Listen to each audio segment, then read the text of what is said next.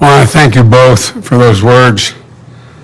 You know, you and I knew one another when I wasn't president, you weren't a chairman. Right. We'd ride back and forth on Amtrak. You lived in Philadelphia. I was commuting to Wilmington. It's good to see you both here. And thank both of you for your kind words. I want to thank scientists and researchers at Johnson & Johnson for the literal heroic effort that began when COVID-19 first spread and led to the safe and effective vaccine that are now being co-produced. Today, we're seeing two health companies, competitors, each with over 130 years of experience, coming together to help write a more hopeful chapter in our battle against COVID-19. I just had an opportunity to meet with both of these CEOs and with their senior operating officers and to hear about the work they're doing together to produce vaccine substitute and accelerate what they call to take it to full finish. You know, what's clear is this is historic, nearly unprecedented collaboration. During World War II, one of the country's slogans was, "We are all in this together." We are all in this together. And the companies took that slogan to heart. For example, one automaker didn't have the capacity to build enough Jeeps, a competitor stepped in to help. Competing airline makers teamed up and they produced parts for each other and gave the American pilots, as a consequence of that, control of the skies. Today, we're seeing the same type of collaboration when it comes to getting this virus under control. I said we had to treat this like a war. So I want to thank the two companies for showing how we can come together and defeat this virus by putting patriotism and public health first.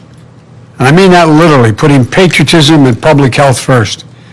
Your companies have been working closely with a man you both privately knew bragged about, Jeff Zients. Jeff is in the front row here.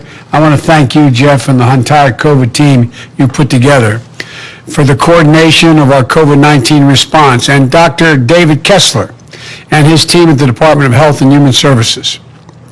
You know, when I came into office, we began working with the team of J&J to accelerate and add capacity to their manufacturing and production efforts. And it quickly became clear that Merck, one of the world's leading vaccine manufacturers, was in a position to be the partner we needed in this effort, in this wartime effort. I've not hesitated to use my power under the Defense Production Act to expedite critical materials in vaccine production, such as equipment, machinery, and supplies. And it's not just Johnson & Johnson and Merck. Pfizer, Moderna also work closely with us to help speed up the delivery of millions more doses. The result is that we are now on track to have enough vaccine supply for every American adult by the end of May, months earlier than anyone expected. And today, I'm directing Jeff and my HHS team to produce another 100 million doses and purchase another 100 million doses of the Johnson & Johnson vaccine. I'm doing this because in this wartime efforts, we need maximum flexibility. There's always a chance that we'll encounter unexpected challenges, or there'll be a new need for a vaccine effort, a vaccination effort. A lot can happen, a lot can change, and we need to be prepared. And of course, we need to match the miracle of science and the skill of manufacturing with the massive logistical undertaking of vaccinating over 300 million Americans.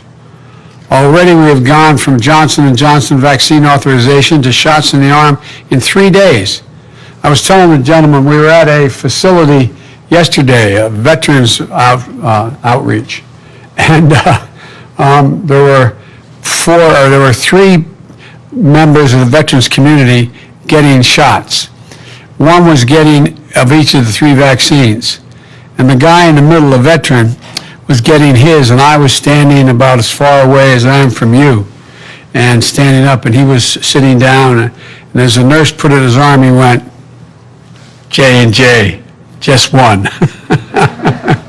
Well, there's millions of people who are going to feel that way and be proud to be in a position that they're in ability to get the kind of help they need. 7 weeks ago, only 8% of the seniors, those most vulnerable to COVID-19, have received the vaccination. Today, 60% of the people over the age of 65 or older have received at least one shot. And that's because this is the population that represents 80% of the COVID-19 deaths. We've opened support and supported more than 500 community vaccination sites. That's more than, and they're administering hundreds of thousands of shots a day.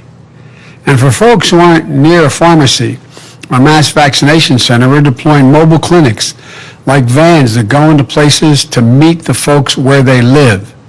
We're also supplying vaccines to community health centers to reach those who have been hit the hardest and suffered the most, especially Black, Latino, Native American, and rural communities. And this is important because we know we have more to do to ensure everyone is treated with equity and those most impacted get the care they deserve. On Saturday, we hit a record of 2.9 million vaccinations in one day in America. And beyond the numbers are the stories. The father says he no longer fears for his daughter when she leaves to go to work at the hospital. The children are now able to hug their grandparents. The vaccines bring hope and healing in so many ways. Again, a vaccinated American is the only way to beat the pandemic, get our economy back on track, and for us to get back our lives and our loved ones. You know, that's why the American Rescue Plan was so critical. I want to thank Speaker Pelosi and the House of Representatives today for passing the bill, and I will be signing into law shortly. This bill represents a historic victory for the American people. I look forward to signing it later this week. Everything in the American Rescue Plan addresses a real need, including investments to fund our entire vaccination effort, more vaccines, more vaccinators, and more vaccination sites. Millions more Americans will get tested, including home testing. Schools will soon have the funding and resources to reopen safely, a national imperative. The American Rescue Plan, the partnership between Johnson & Johnson and Merck, proves we can do big things, important things in this country. You know, let me conclude with this. Tomorrow night, I'm going in prime time address the American people and talk about what we've been through as a nation this past year. But more importantly, I'm going to talk about what comes next. I'm going to launch the next phase of the COVID response and explain what we will do as a government and what we will ask of the American people. There is light at the end of this dark tunnel of the past year. But we cannot let our guard down now or assume that victory is inevitable. Together, we're going to get through this pandemic and usher in a healthier and more hopeful future. So there is real reason for hope, folks. There's real reason for hope, I promise you. So may God bless you all. May God protect our troops. And may God ease the pain in the heart of so many who've lost so many people in this pandemic. Thank you, and we're going to do this. We're going to get it done. Thank you. Mr. President, what do you plan to do with the surplus? What will you do with the surplus? Mr. President, when will you do a press conference? The surplus will, if we have a surplus, we're going to share it with the rest of the world. We've already decided we're going to work with the outfit COVAX. We've committed $4 billion to help get the funding for more vaccines around the world. This is not something that can be stopped by a fence, no matter how high you build a fence or a wall.